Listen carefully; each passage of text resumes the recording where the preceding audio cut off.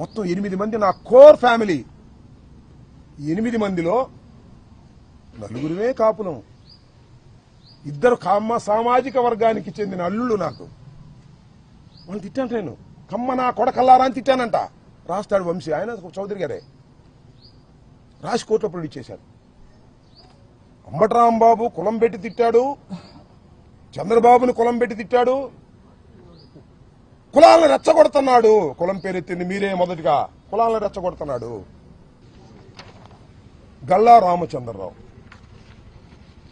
చౌదరి గారు, అబ్బూరి మల్లి చౌదరి గారు, రాయపాటి అమృతరావు చౌదరి గారు, కనపర్తి శ్రీనివాసరావు మాతో పాటు ఉన్నాడు కాంగ్రెస్ పార్టీలో, రాయపాటి శ్రీనివాస్ గారు మట్టుకుంటారు, ఇసుక బుజ్జి, వందనాదేవి గ్రంథాలయ సంస్థాని, గొనుగుంట్ల కోటేశ్వరరావు, వీళ్ళ నాయకత్వం.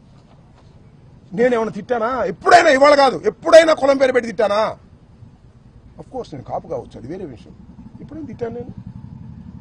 తిట్టని అంశాలను తిట్టినట్టుగా పెట్టించి నన్ను 18 మాసాలు జైల్లో, 18 రోజులు జైల్లో పెట్టడానికి ఇంత కక్కుర్తి పడాలంటే నాకు అర్థం కాలేదు.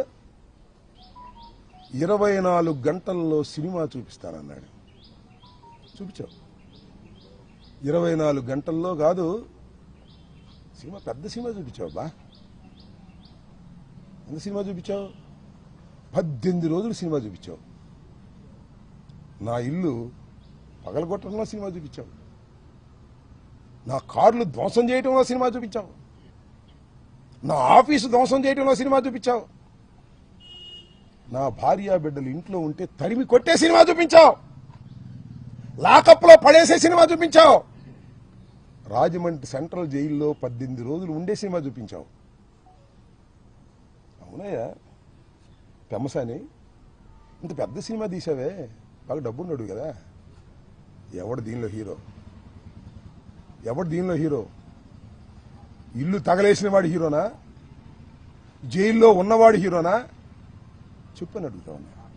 ఎక్కడో ఉండి మాటలు చేశావే, ఎవరు హీరో? 18 రోజులు జైల్లో ఉన్నవాడు హీరోనా? జైల్లో పెట్టిన వాళ్ళు హీరోనా? ఎవరు హీరో? ఆలోచించుకో. ఇంత పెద్ద సినిమా తీసి మీరు విలన్లు అయ్యారు, అవునా కదా?